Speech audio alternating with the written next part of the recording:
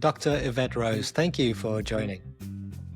I am thrilled to be here with you, Brad, and I really look forward to having a really fun and deep discussion with you today. Absolutely. So, for those who haven't discovered your work, how would you describe what you do? That is a great question. Believe it or not, if you had to ask me this question 20 years ago, I would be telling you I would be a crime scene investigator and a lawyer. So there's quite a big plot twist here. Now my answer is I'm a personal development author, and I love to dive into psychosomatics, which is when we have emotional stress and the body is starting to show physical signs or symptoms of that stress. Example, have you ever been in a moment where you perhaps were in a job, were doing something and it was very stressful, and then you suddenly got a headache? But there's no underlying medical, reason for it. You just have a headache. Maybe you're not even hydrated. You checked all the boxes and the headache is still there. This is an excellent example and a very relatable one, I might add, of a psychosomatic response to stress. So this is quite an incredible phenomena that I've dived into because of my own personal journey, noticing how emotions affect not just our mental health, but our physical health as well. And it's funny, actually. I never thought that I would be an author of psychosomatics.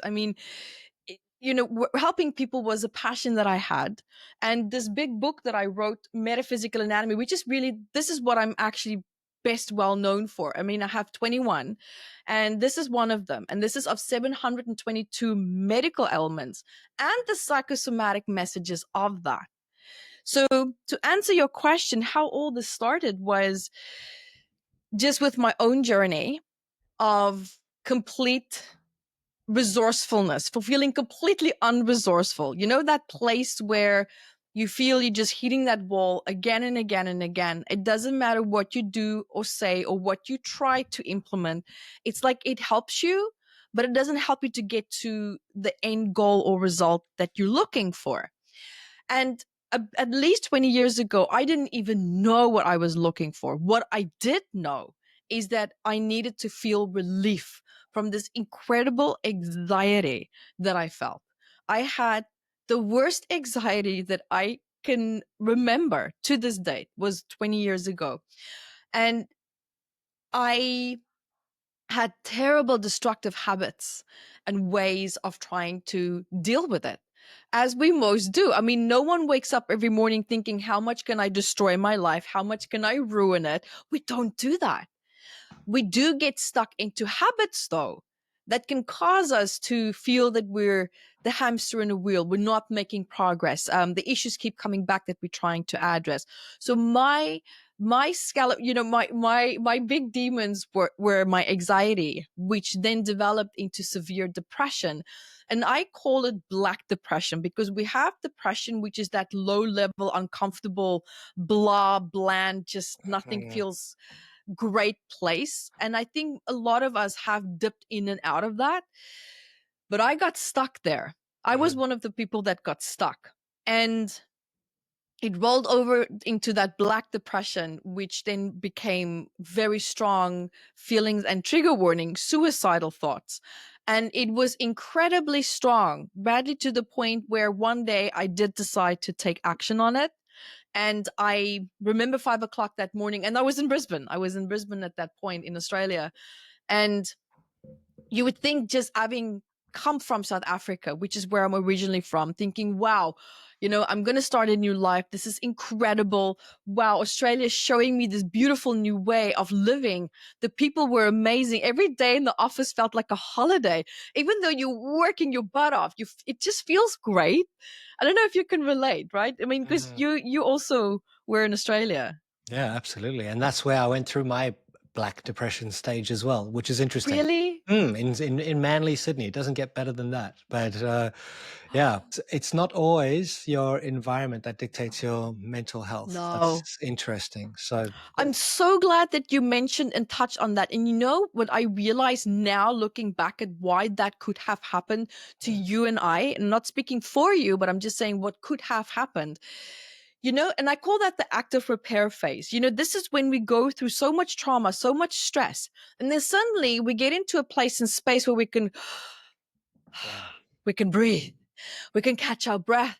We can actually look up and say, wow, look at the sun, and not try to stay alive, which was my experience when I lived in South Africa. Every day was, it's not about what are we going to do the weekend, or my head was, how do I get from my office to my house alive, right? I've packed up 2 work colleagues' desks next to me who were shot dead in front of their driveways. This was life, right? So moving and going from a life where it was just fight and flight the whole time, going to Australia where you're just being held, and you can cross the street with your handbag on your shoulder and walk to Woolies 2 blocks, and you don't have to drive. My nervous system was so confused. It couldn't comprehend that. And I almost spiraled into this incredible state of distress, because now I'm in a safe environment and my body's like, you can't trust that. How do you know something bad's not going to happen? So the safer I felt, the worse I felt. My nervous system didn't recognize what this felt like, right? So chaos, drama, trauma regulated me since the day that I can remember. My father was a clinically diagnosed sociopath. You know, to live with someone like that, who's an alcoholic, who's a self-medicated drug addict, and I was the only child, let me tell you, it paints the world different colors. Different colors. And to have that upbringing, and then to have an environment that holds this toxic, unhealthy space on top of that, anything that felt calm was bad. Anything that felt safe was unsafe. So when I got to Australia, the anxiety increased, because my nervous system is like, where's the drama, where's the chaos, where's the cortisol, where's the adrenaline? This is not normal, this is unsafe. So it took me, I think, at least 2 years to really start to regulate myself with a calm environment. I was there for 4 years, and even every day I walk into the house, I hit the door until it hits the wall to make sure that no one's standing behind it. I still instinctively do that. Even now, I'm in Indonesia. When I walk into my office, I don't knock the door because the door is against the wall. I now, as a rule of thumb, I just put the door against the wall, because then I know. But if it's not against the wall, you can still look in the groove and just, with your eye, you can glance. I still catch myself glancing, Bradley, to just see, is it empty? There's nothing there, right? So now, to go from this distressing state to this safe, beautiful place. And that's where I felt like I was going through the darkest moments of my life. I thought my trauma, I was hijacked. A lot of things have happened there. And then suddenly to just be here where none of that is taking place. And now emotionally, I'm doing worse. And so just the power of realizing that I'm seeing now what my nervous system was actually trying to do at the time. But a lot of people, and I'm not saying, and I just need to make a disclosure here as well, I'm not saying for everyone going through severe depression or suicide that this is the case for you. This was the case for me. So I just need to clarify that and make sure everyone is aware of that. And I couldn't receive it. I couldn't accept it. My self-esteem couldn't take it in. People that were nice to me, I would snap. I'm like, don't, like, keeping people at arm's length, don't come too close. What are your intentions? What do you want? Right? Because South Africa, I don't know what your experience was, but for me, it's an incredibly competitive place. That you don't have friends there, you have competitors, especially in the business industry. And it was hard. It was so hard to step into this haven and to receive that. And I think a big part of my nervous system went into that collapse. It completely collapsed because it didn't get the feedback that it was used to. And I didn't know how to help my nervous system regulate to accept the safety that I now have around me.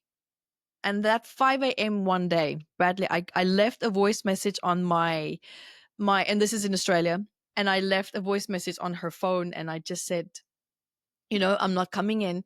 Here's all the passwords. Here's all the projects that I was working on. Here's everything that I've been doing. And I was doing well. I was 23 at the time. I was doing 3 people's jobs, and I was working that hard because I made myself indispensable. You can't fire me even if you wanted to, but not that you would want to, because I was doing such a great job, right? So this is the competitiveness, the survival, right? Mhm. You have to stay ahead. You have to work hard. Yep. And whew, I feel almost out of breath just thinking back to Yeah. these days when I was working so hard, because my life right now is nothing like that, right?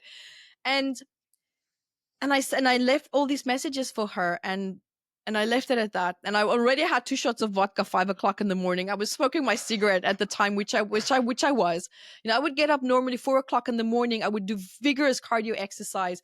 I had a beautiful house on 17 acres in Mount Nebo in Australia, and a tennis court. The whole lot. I had everything. I had one room completely converted into a gym. I was doing well.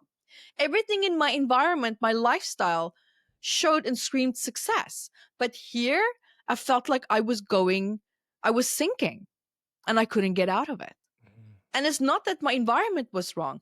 It's I didn't know how to support this nervous system that was going into meltdown.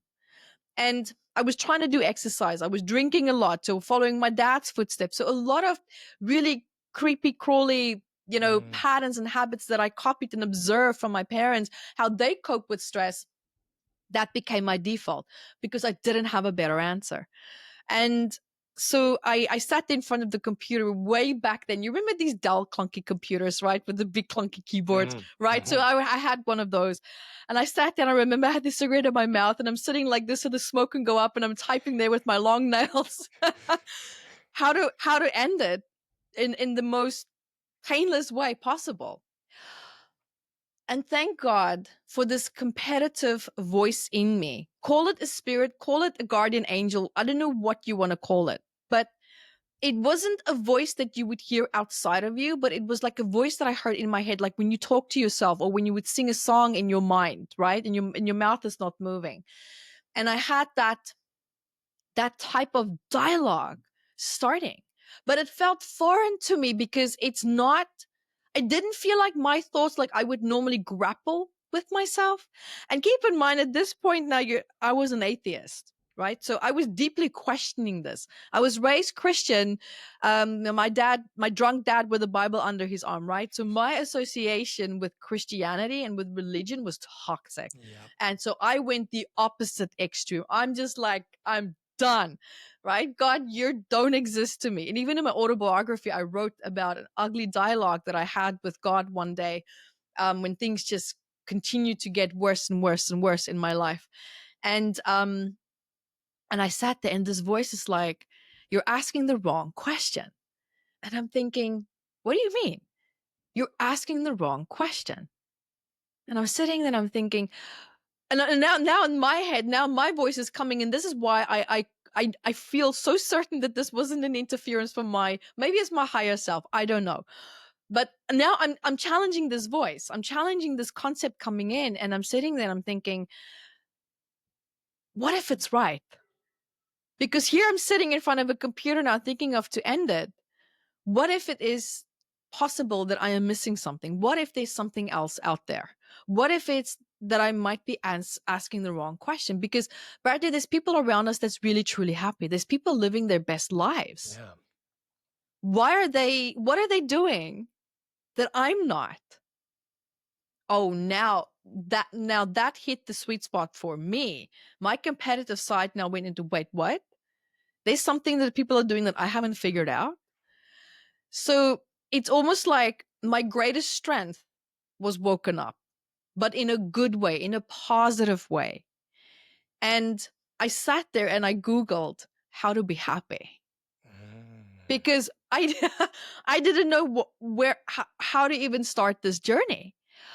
Now, I know if you Google that now, a lot of other things would come up. But back then, do you know what came up on my screen? Back then, when Doreen Virtue was still practicing, Neil Donald Walsh, Conversations with God, crystals, EFT tapping. And I sat there and I actually giggled. I had a bit of a chuckle out loud, and I'm thinking, is this God, if you're real, this is a great prank. I'm like, good on you, because this is a joke. I almost felt offended. Mhm. And I sat there and I'm thinking, okay, I don't have an answer. I don't have a solution. I am on my knees right now. Who am I to judge what I'm seeing? And I thought, okay, I will start with Neil. So it was Neil and I for a few nights with his books. And it long story short, it really opened up this beautiful path for me. And Bradley, with the determination that I normally have and the competitiveness that I've had, which was toxic in the past, and I've now learned how to use that in a constructive way. 3 months later, I quit my corporate job and I never went back. And I started my own personal development practice where I would start by helping people through meditation, just really gentle, lighthearted work. And I worked on myself during those 3 months as well. And I saw that the changes were so incredible that I'm thinking, oh my God, I have to share this with people.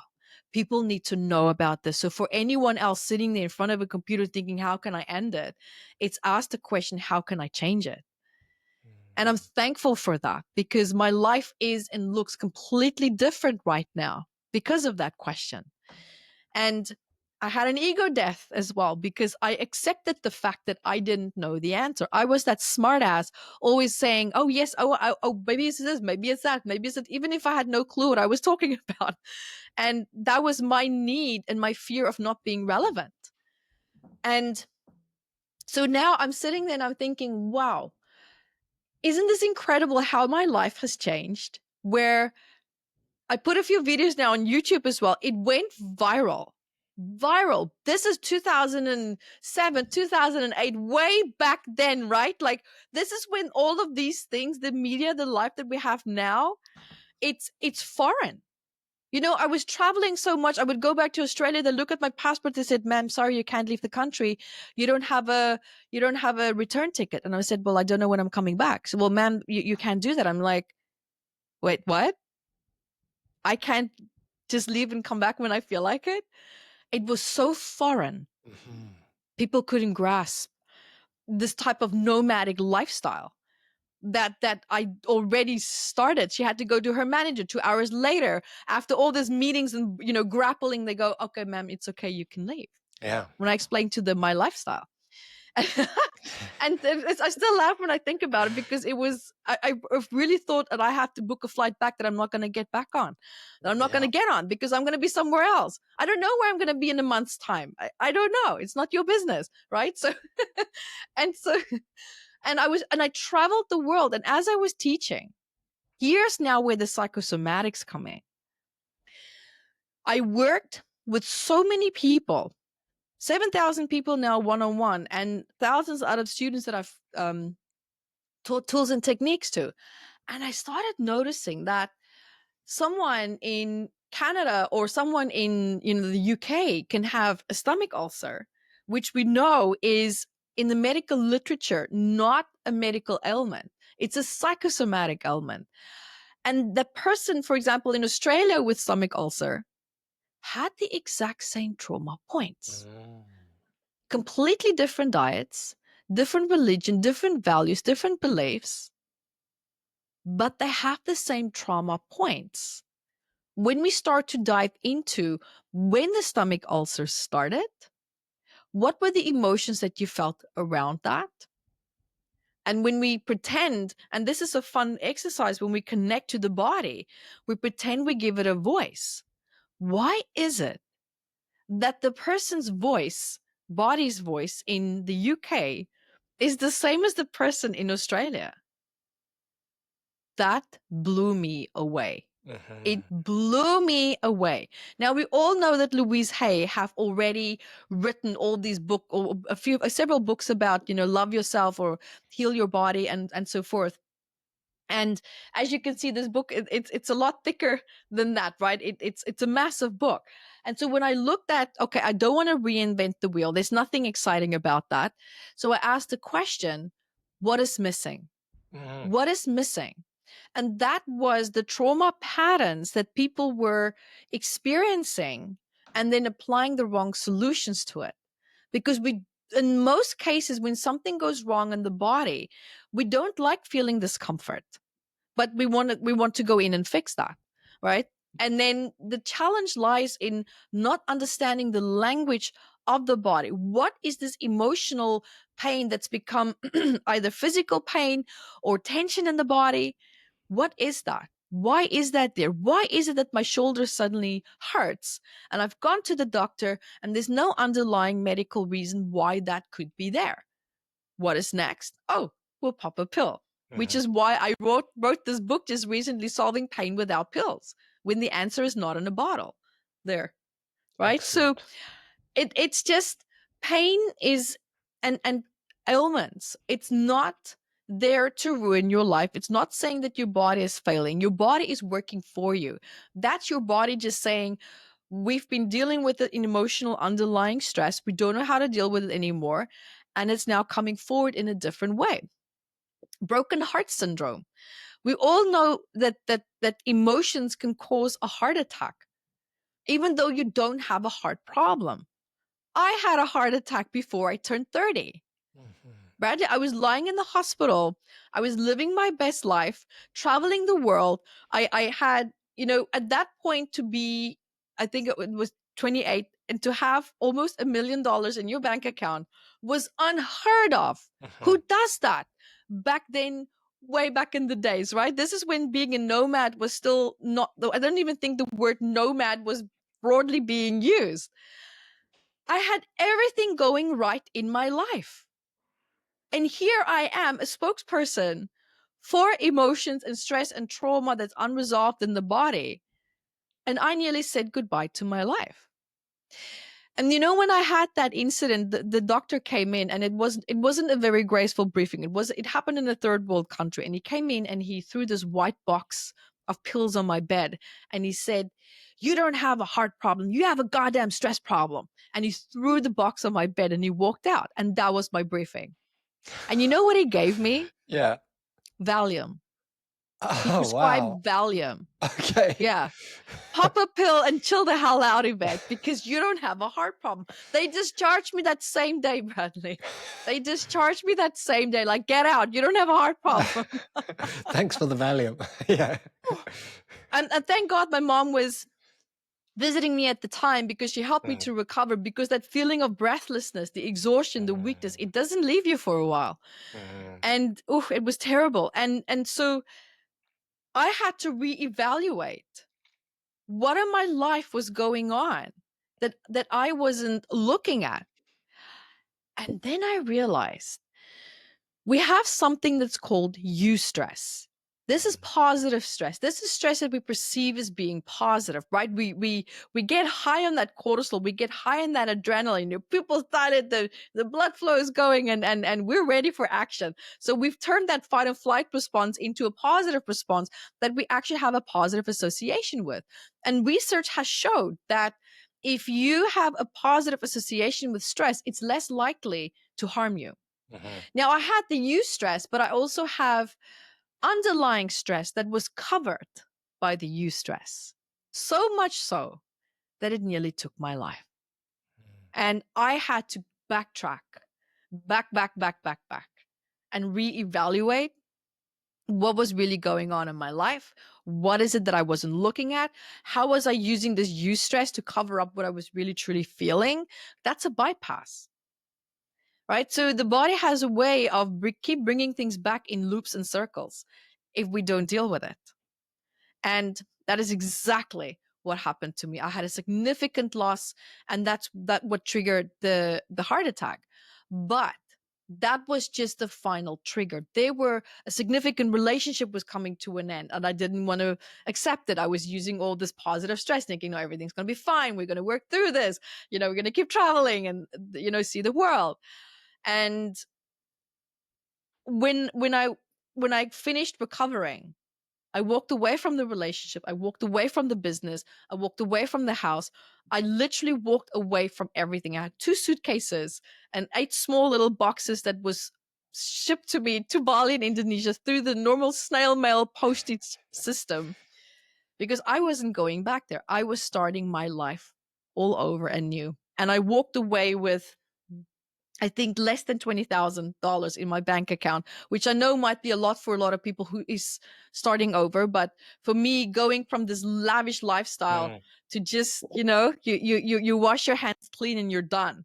Like, you really just want to detox from everything, and staying in the backyard of a Balinese home, family, and my black rice pudding every day, and just really going back to basics, going back to um just not having all these crutches around me, because I realized I was just covering up how I was feeling, and my body was screaming to me, you need to feel.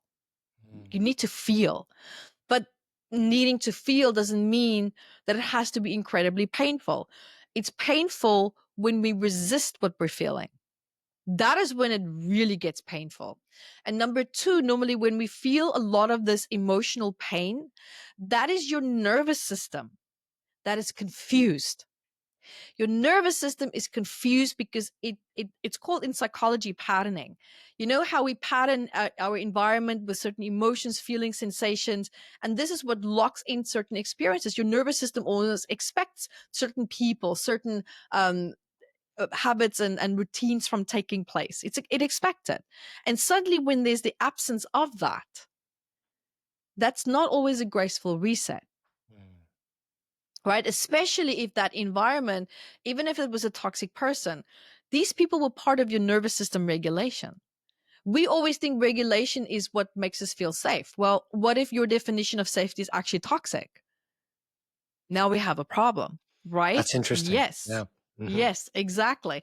That is why a lot of people get stuck in abusive relationships. And it's like, and why a lot of people recreate toxic relationships, because their definition and their association understanding for what feels safe is so unhealthy, because their nervous system never really truly had a chance to learn what safety really feels like. And maybe it did in the past, but you stay in this in a bad situation for quite a while, it adapts. It adapts, right? I mean, the nervous system and in the biology, it's designed to evolve. It's designed to adapt. It doesn't always adapt in the timing that we would like it to, but it does eventually adapt. And can we speed it up? Absolutely, absolutely. But we need tools for that, right? So coming back to my story in starting my life over, and the anxiety that I felt, the stress that I felt, I had a stomach ulcer that was just absolutely horrifying. I had, my health declined. My immune system was completely shut down. I had to go on an immune system boost, the juicing and everything that we do here in Bali, right? I'm sure you probably also did that when you were here. Go I through had all it the health fanatics, right? for sure. Yep. I did Yeah. everything. And it was good. I mean, everything had its place, but I realized it didn't matter how many things and tools I threw at myself or into my body. It didn't change the fact that I didn't know how to support my nervous system. Now, Mhm. here's the other challenge. I had a really, really unhealthy relationship with support. I was the sole provider of support to myself. No one knew, or in my head, no one knew how to support me. No one would touch anything that I want to do in my life. Or if I did want to do something, I will get there myself. Thank you very much.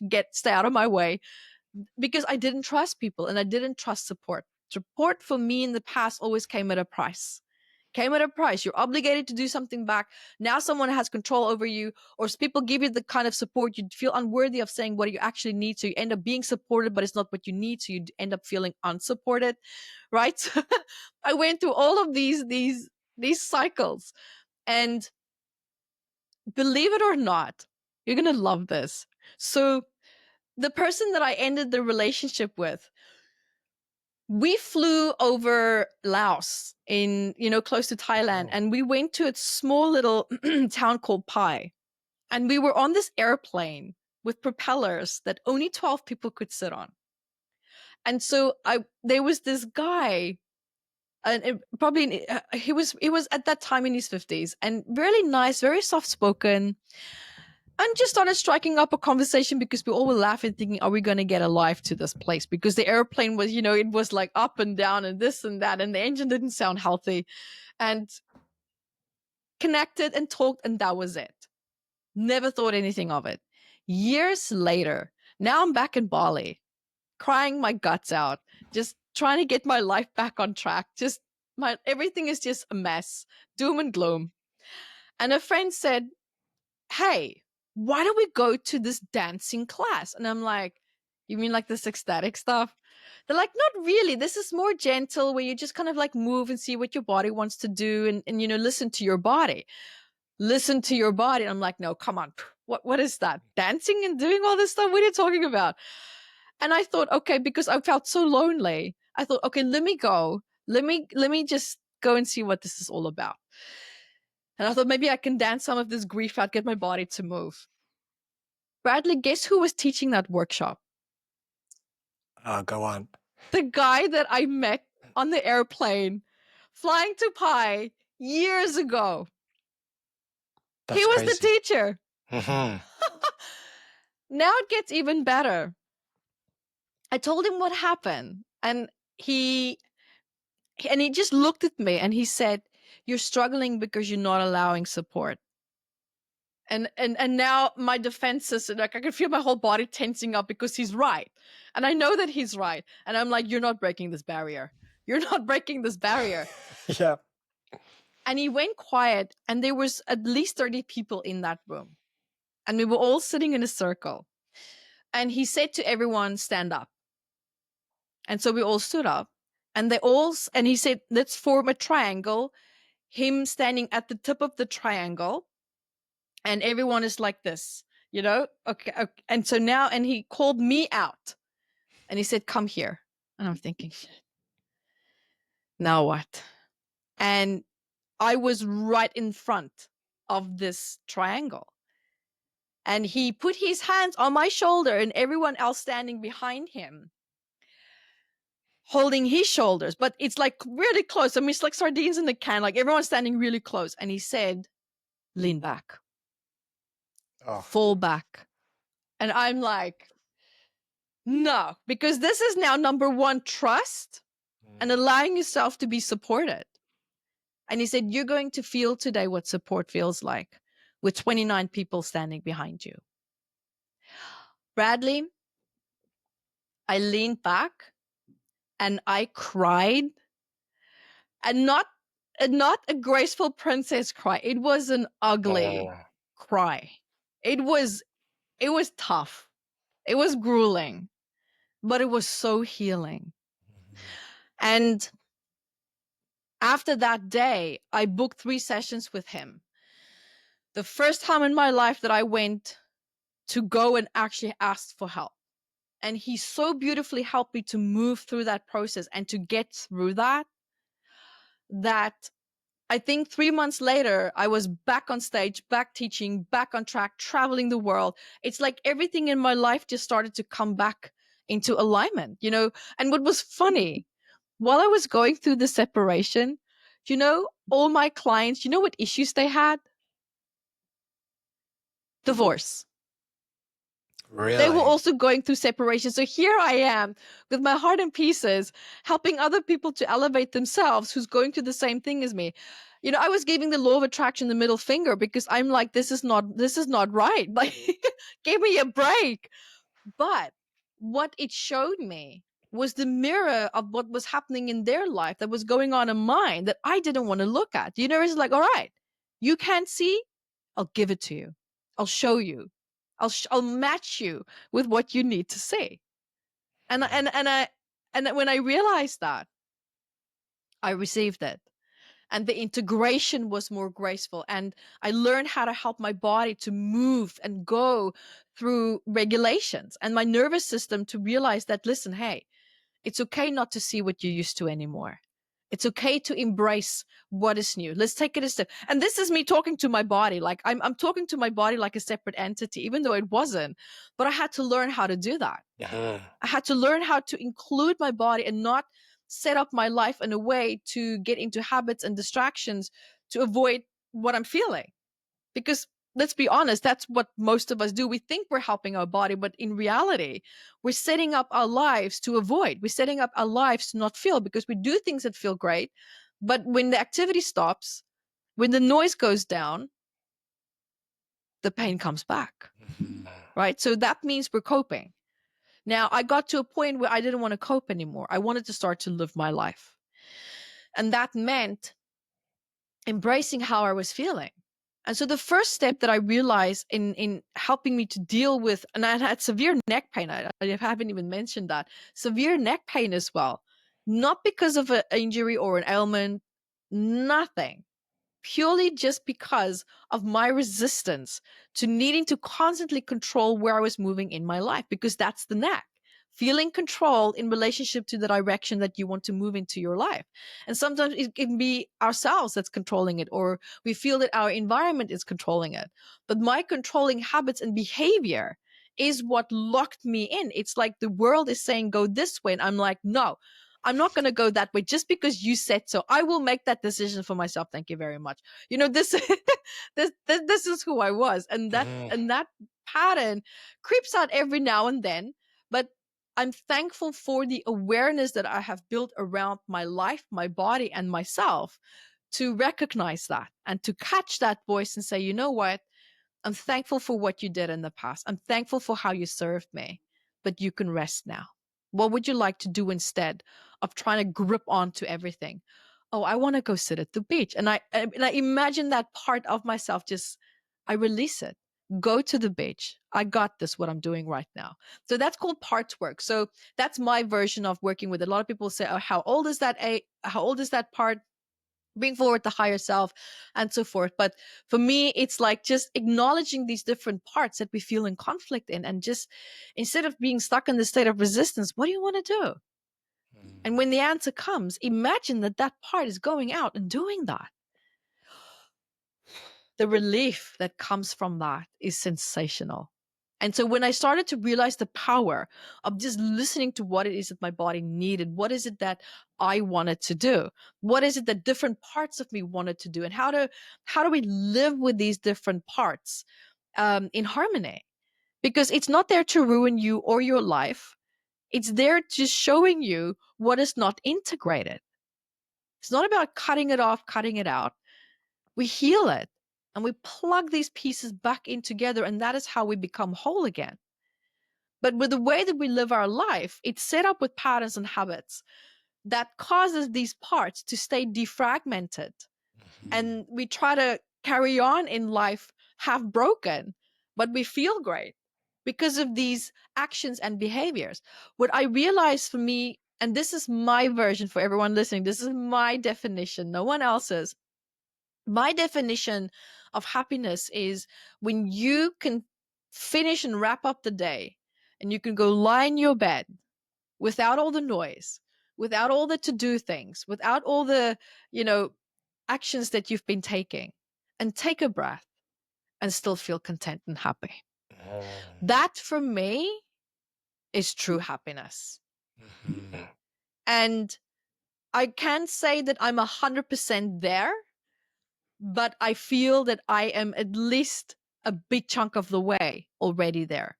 Because people always ask me, can you get your life to heal yourself completely and 100%? I get asked that question so many times.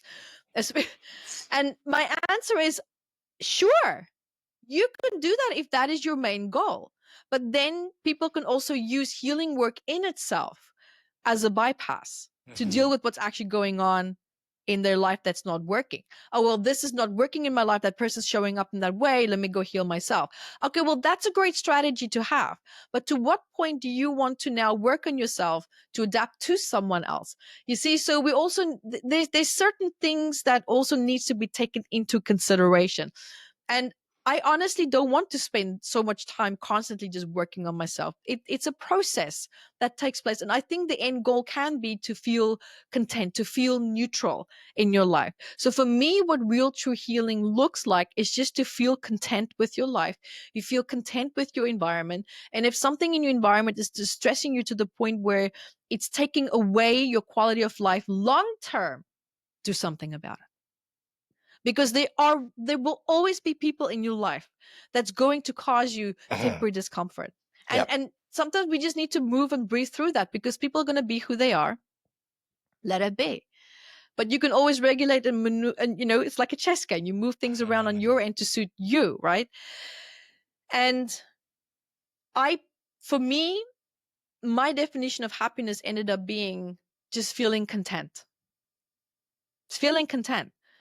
It's not screaming, going, yay, I'm living my best life, because for me, that's eustress again. Now we're still in the extreme. For me, really nice, calm, neutral, low level emotions, and just enjoying life, and then having happy moments. That for me that's gold. That's the ultimate pivotal outcome of living your best life. And I mean, I don't know about you, but I've had the greatest financial success, and I've had the worst. And I'm thankful for that, because I learned how to find my happiness without money. I learned how to find my happiness without recognition. Yeah. And I'm thankful for it, because it made me such a stronger person, where I'm great at walking away from things. I'm great at walking away from a fully furnished house with a suitcase, and that's it. And not looking back and not flinching. Letting go for me now is so easy, because I don't need my environment to regulate me anymore. We were in Vietnam for a holiday. We stayed in the hotel, one of these hotel photos that looks amazing. But then you get there and it's like, oh my God, what is this? Right? The Yeah. toilet thinking of sewage, and there was just construction sites next door. The room was dirty. And I had the best 2 days staying there. My husband's like, shall we move? I'm like, no, let's go out. What's your problem? It's like this. It's fine. It's just because I don't need my environment to regulate me anymore. So I find myself being able to be happier wherever it is that you place me. And coming back to psychosomatics, it's when we live in resistance to what we don't want, what we don't like. And that is because our environment, our life is triggering, perhaps directly or indirectly, things that are unresolved within us as well. But the challenge is how we cope with it, how do we deal with it, how we address it. That is what's going to make or break your experience. Because a lot of the time, people are taking action, they are doing things, but they don't seem to apply the right solution. And that is because they don't understand the problem. And here's the catch. Here's the catch. When you feel your emotions, that is when you are really truly going to finally open up to God's voice, to your intuition, to divine guidance. And do you know why your emotions and your relationship with your emotions is connected to your intuition? A lot of people say, oh, my intuition is terrible. I don't know how to listen to my body. I don't know how to do all of these things. I'm like, there's nothing wrong with your intuition. You have a problem with feeling your emotions. The challenge is when we do have information coming in from the divine, normally these are beautiful, gentle messages of guidance. It doesn't, number one, it doesn't regulate our nervous system, because our nervous system is set to look for signals of distress. Who's going to match my father in a past that abused me? Who's going to match the boss that I had in the terrible business that I had a year ago?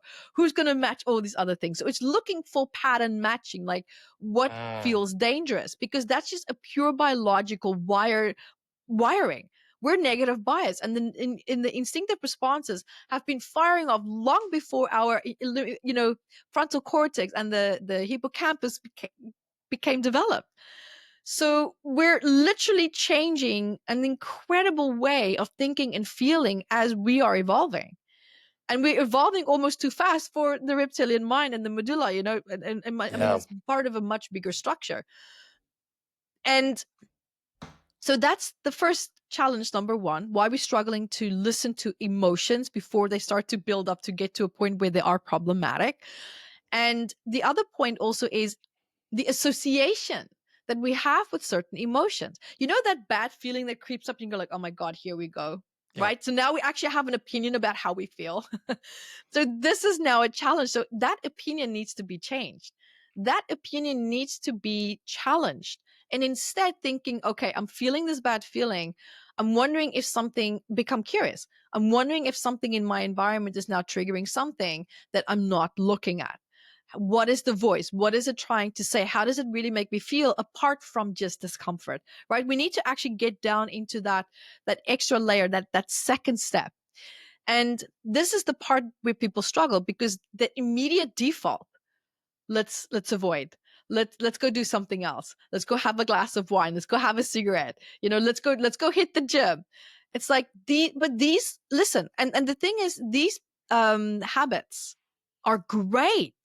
They are great, but they should be a reward and not an avoidant strategy. Mm. Not an avoidant strategy, right? So because that bad feeling that you're trying to get away from, it's going to come back. Uh-huh. So how far do you want to run? How far do you want to go? Right? It's not going to go away. And now the challenge, what I'm seeing is in neuroscience, people coming with all these headgear and, clipping things to people's heads, thinking, wow, it's going to take away your depression. I'm sitting there, I'm thinking, oh my God, this is a mess. This is terrible. This is absolutely terrible because what it's doing is disconnecting the mind from the body. Interoception, that's when the insula in the brain communicates to the nervous system and back and forth. That helps bring us awareness of when the heart rate starts up, when emotions and sensations in the body starts to change. We don't just store trauma in the mind. It's throughout your whole body. That is why when you energize or feel certain emotions, you can get a stomach ulcer. You can get irritable bowel syndrome. Why does it go sit in that part of the body? Why in that specific part of the body? When you feel specific set emotions. Why is that? So does it mean that if the signals here cuts off, that the signals in the body is going to also now suddenly just go away? I honestly think, and what I've learned even with my tools and my technique, is that different approaches is needed to help different parts of the body to heal. That is why not hypnosis alone in itself doesn't always necessarily help people. It can, absolutely, if used correctly to address different parts in the body where emotions are stored. But to just go and cut off a belief, no, it's not going to work, right? That's a leaf on a tree that you just plucked off. So this is really important. And this is something that I've come to learn that people don't understand. And it's not that they don't want to, it's just that a lot of people don't talk about it. Uh-huh. Look at irritable bowel syndrome. It's I mean, you get full-blown medical, expressions of it. You're Yeah. bloated, you have cramps, you can't eat, now suddenly you're nauseous. It's all over the place. And in the medical literature, it's a psychosomatic condition. Uh-huh. But I was invited to speak at the medical conference in Queen's Mary University in London last year. And I raised the question, okay, so IBS is a psychosomatic condition, but it also states in the medical literature that this can be inherited. Wow. But it's not a medical condition. What exactly are we inheriting? Emotions. Uh-huh. Emotions and ways of coping and dealing with life from our mother, from our father, and from our ancestors. So a Interesting. lot of the times, yeah, think about it. Because a Mm. lot of the times, I can't tell you how many people try to also deal with something in their life. They can't identify with what they're feeling. They're trying, maybe it's a nervous system default response, maybe it's a subconscious memory. Absolutely, it can be all of this. But we have the tools to really dive in and see where, what, and how, right? And sometimes it it would get to the point where the mother could have been feeling a certain emotional stress in her life, or the father, or the grandmother went through a Yeah. trauma in her life, and that trauma is being expressed through into this person's life. How right? And here's the thing, I've even had clients where this trauma is not and is not just coming through into this person's life from birth. I once had, and I need to be quite as ambiguous as possible because just for client privacy, but there was a young child who was severely suicidal to the point where this child was taken out of school. And I was called, and the mother said, "Oh, can I please bring her?" And I said, and I just had this intuitive feeling, and I said, "I don't want to see your child. I want to see you." She came in, and I said, "Why do you want to kill yourself?" Long story short, I'm skipping a lot of pieces now to just keep it as confidential as possible. And she said, I just overcame a medical condition that I was told was going to take my life. And I said, "Wow. Would you like to let go of that fear now?" And that's when the breakdown came. That's when the tears came. And so we worked on that. 2 days later, that child was living her best life. And she went back to school. Perfectly normal. Right? How do you explain that? How do you explain that? The power of emotions don't just affect our body, ourselves, they affect other people.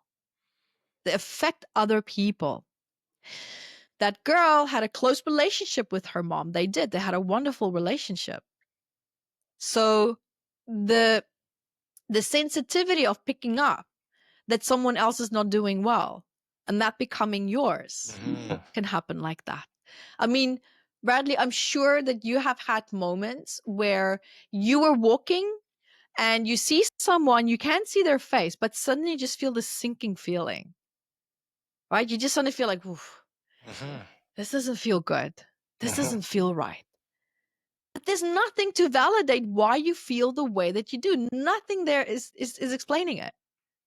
But you feel it. That's your introception. That's now going, hey, something's going on. Pay attention. Something suddenly just shifted. I was doing perfectly fine, and now I don't feel fine while I'm looking at this person. Energy flows where our focus goes, right? That this is also happening through our six senses. It's happening through the electromagnetic field, and this data is being fed back and forth.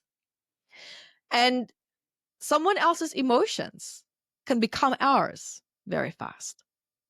So I've learned a lot working with all these thousands of people, that, and what I want to leave everyone with, yes, emotions are ours. It could be that you felt something from someone else that's exacerbating yours. It could be that maybe you're an empath because you love, you love to be loved and you also want to be needed, but we don't feel safe asking for it, so we become people pleasers, right? So Yeah. and then taking on other people's trauma, distress, and pain and emotions. And then we start to feel more and more depressed when in the fact there wasn't actually a big problem into beginning to start with. So stay curious, question what you feel and where it could be coming from. Because absolutely it comes from us, but we also need to start to venture outside of ourselves. What is happening in my environment, or what was happening in my environment when I did start to feel a certain way? Always stay curious and always question is the best advice that I can give. And so to just bring it to a close, my journey with psychosomatics and just working with all these people has just been, it's been so, the journey has been loud. The feedback has been so loud that you can't make up excuses anymore that this doesn't exist. It's incredible. And just in a short note, pain, for example, is suppressed anger. Pain is suppressed anger. And a lot of people will say, well, I'm not angry. Well, exactly. Right there. It's called silent anger. A lot of people don't know that they are angry because it was never safe to express it. Where do you think that anger is going to go? It's going to go and lodge itself somewhere in the body that relates to the psychosomatic distress or the emotions that you feel at that time combined with that anger. It's going to hit you with pain. That sudden knee pain, that sudden foot pain, that sudden neck pain, that sudden headache. It's telling you a story. And remember that pain, especially when I'm referring to suppressed anger, it normally comes with a friend. And that friend is called powerlessness. We feel powerless in our life. What do? We fight. A lot of people collapse or they fight. So we can fight, but we can still collapse and suppress the fight response. Either way, there is a feeling of powerlessness that we feel that we're not equipped to address and to handle. And that powerlessness is purely just an unresolved emotion, but is dictating most of the time our lives. So I do hope that that helps, and to start to talk to the body, start to ask questions, and then don't go in there going, "What? God damn it! What is wrong with you again?" That doesn't help. The body it's giving you these symptoms because it doesn't know what else to say. It doesn't speak English like you and I do right now, right? So it's really important that we embrace when something feels uncomfortable. Have you, and let me tell you, I still have my pity parties. Okay, I have my pity parties where I feel sorry for myself, and I'm like, okay, now this party needs to come to an end, and no one's invited. No one's invited to this party. I'm feeling sorry for myself right now, and that's it. But it has to come to an end, and when it does, I'm thinking, and okay, what was really going on? Give yourself the moment that you need. Don't suppress it. Have it, but come back with curiosity. That is great advice. And you mentioned that there are many different types of interventions. Don't just focus on one for whatever symptoms you may be experiencing. Where can people find some ideas for these interventions? And I'm guessing it might be in your book. It will be in the book, but I love giving people free resources. I love helping people as much as possible. So my YouTube channel at evettevideos.com is full of these resources and tools. And the Great. most favorite is www.guidedhealingsession.com. It's a free session that's pre-recorded that's going to ask you some good and big questions. And then I'm going to talk you through a really gentle, wonderful process, addressing different parts in the body to help you to start to release that suppressed emotion, and also giving you awareness. What is the message in your body that feels suppressed?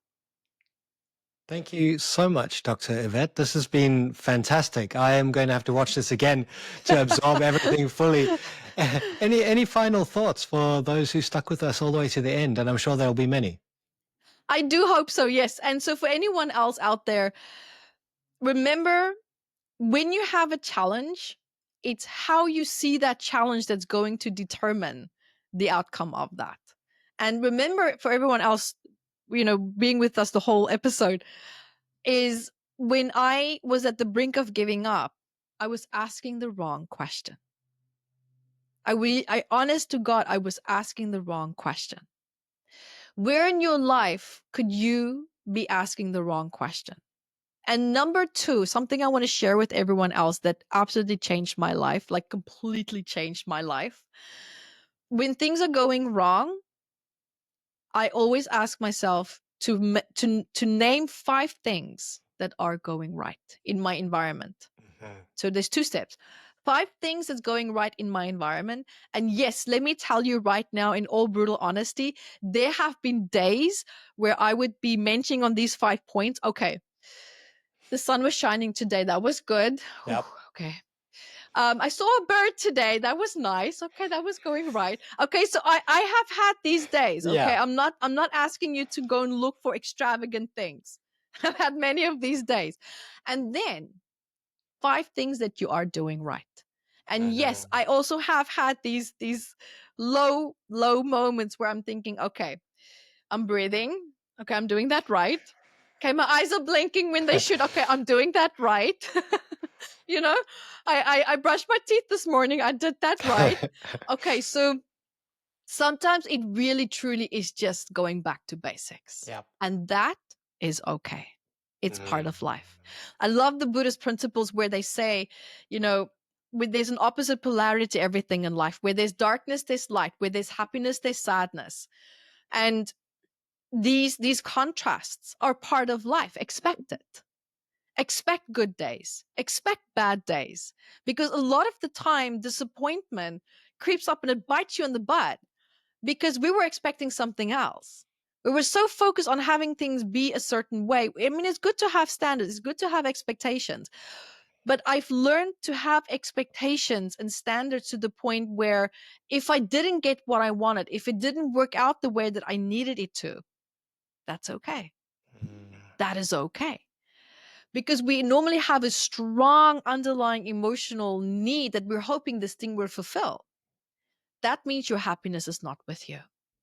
Your happiness is not with you, right? So that's just one more way of perhaps looking at where am I placing my expectations? Where do I feel disappointment in my life? And start to reframe this and start to call your power back from these moments, right? So, and it's like a funny thing is like, I have two kids.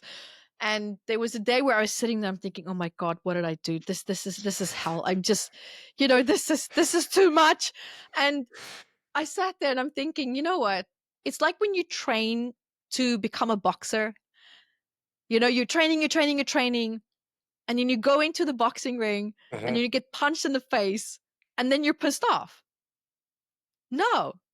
Expect to get punched in the face. Expect it. This is the law of life. If you have kids, expect to have grueling, tough moments where you're going to be exhausted. Expect it. Because if you are going to move against what is part of the process, yes, you're going to get angry. Yes, you're going to struggle. Yes, you're going to start to feel depressed because your expectations are not matching the outcome. Expect it. Right? If you start a business, expect to possibly fail here and there. Expect it. Right? So that makes the journey already just a lot easier, at least for me, because God, I hate that feeling of disappointment. It's a nasty feeling. And so I've learned how to manage that a little bit better by looking at how am I emotionally attaching myself to this outcome? What is it going to give me that I can't have by myself? Because if you answer that, then it means your power is not in your hands right now. These things should be a passion. It should be a joy. It should be complementary, not a fulfillment. Disappointment is when something was trying to be fulfilled in an unhealthy way. Not all cases, but in most cases. So I'll let everyone walk away with that, and I hope that that was helpful. Thank you so much. And if anyone wants to connect with you, your website, social media will all be in the links. Any particular place you'd like them to go? No, I will meet you wherever you pop up. Dr. Evette, thank you so much. Okay, everyone. See you all next time.